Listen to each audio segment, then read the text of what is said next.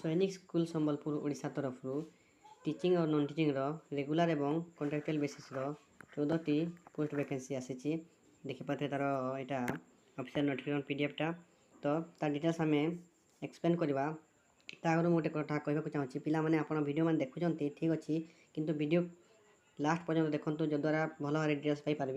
और अन्य गोटे कथा कहि आपण मानक बारंबार कहूँ टेलीग्राम चैनलटा जॉइन करूँ से कौन हो ऑफिशियल नोटिफिकेशन पीडीएफ गुड़ा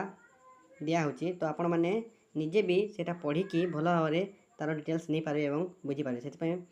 अनुरोध करुँच आपण मैंने टेलीग्राम चैनल को निश्चित भाव जॉइन करूँ तो ये देखा आम पीजीटी टीजीटी टीचर मानकर अच्छी वैकेंसी ता सहित अन्य नॉन टीचिंग वैकेंसी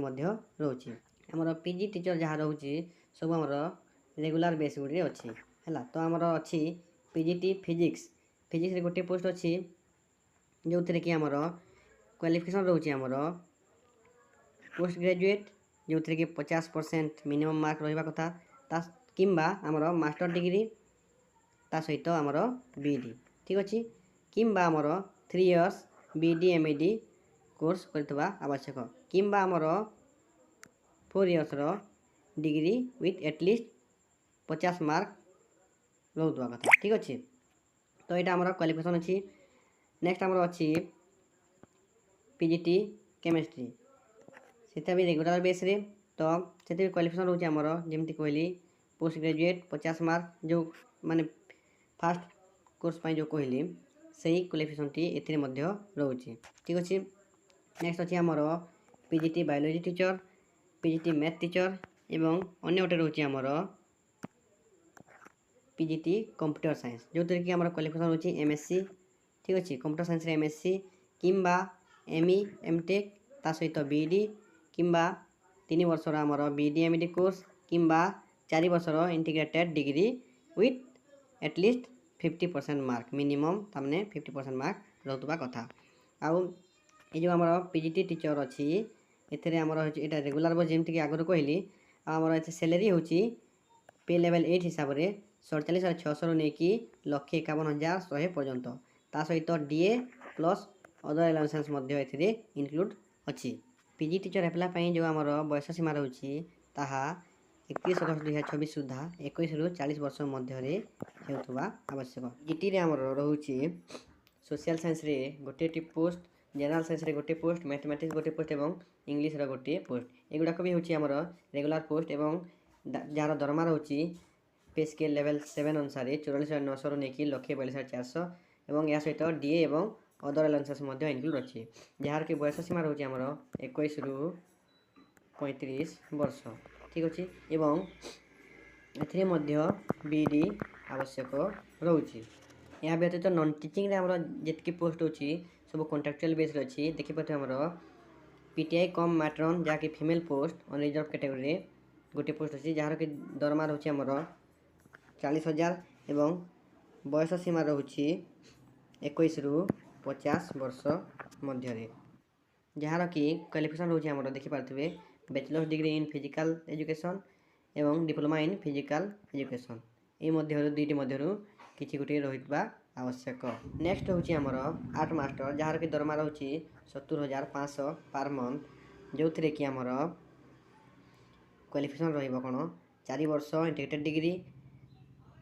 किंबा बैचलर डिग्री इन ड्राइंग जार कि मिनिमम 50% मार्क ता सहित बीडी डिग्री थिबा आवश्यक किंबा 3 वर्ष इंटीग्रेटेड डिग्री कौन बीडी एवं एमईडी ठीक अच्छे एवं टीचिंग प्रोफेशनटा इंग्लिश एवं हिंदी जी आमर टीचिंग पोस्ट गुड़ा सब इंग्लिश एवं हिंदी रे एक्सपीरियंस रहा आवश्यक एवं मास्टर आर्ट मास्टर बयस सीमा रोचे आमर 21 ରୁ 50 वर्ष मध्य नेक्स्ट आमर lab assistant in biology jar दरमा रोचे आमर 30,000 पर मंथ जो क्वालिफिकेशन कौन अच्छी इंटरमीडिएट विथ साइंस साइंस +2 माने 12 पास थी कथा और इक्विवेलेंट विथ कंसर्न सब्जेक्ट ठीक अच्छे जार बयस सीमा रोचे आमर 21 ରୁ 50 वर्ष मध्य जो कैंडिडेट मैंने पीजी करते अधिक अग्रणी दिज्व यहाँ साधारण कथा जार एजुकेशन बेसी थी तो आग दिज्व नेक्स्ट आम 10th पास गोटे पोस्ट वैकेंसी अच्छी देखिपे लोअर डिविजनल क्लार्क ঠিক ଅଛି। लो डिविजन क्लार्क गोटे अच्छी जार दरमा 30,000 पर मंथ, जार क्वालिफिकेशन कौन रोचे 10th पास थिबा कथा एवं ता सहित आमर टाइपिंग स्पीडटा इंग्लीश रे 40 वर्ड पर मिनिट और हिंदी रे 35 वर्ड पर मिनिट रहउतबा आवश्यक। तो केमती अप्लाई करेंगे ये एप्लाईटा आमर ऑफलाइन रे होबो। ठीक अच्छे एप्लाई आमर ऑफलाइन रे होबो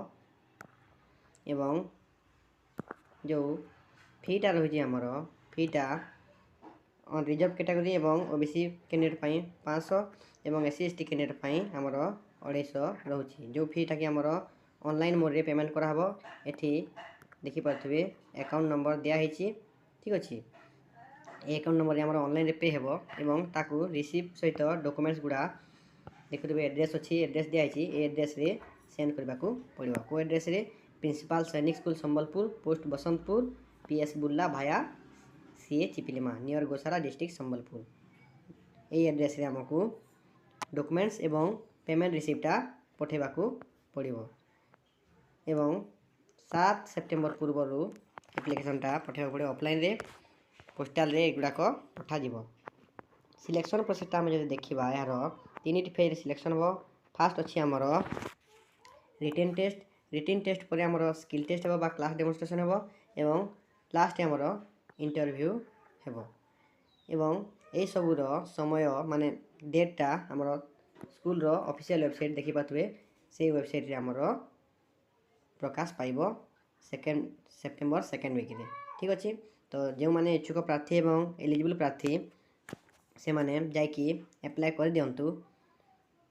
एवं जदि आपण माने चैनल न अछंती चैनल टाको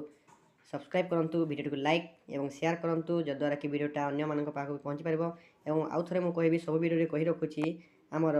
टेलीग्राम चैनल रे जॉइन हो जांतु।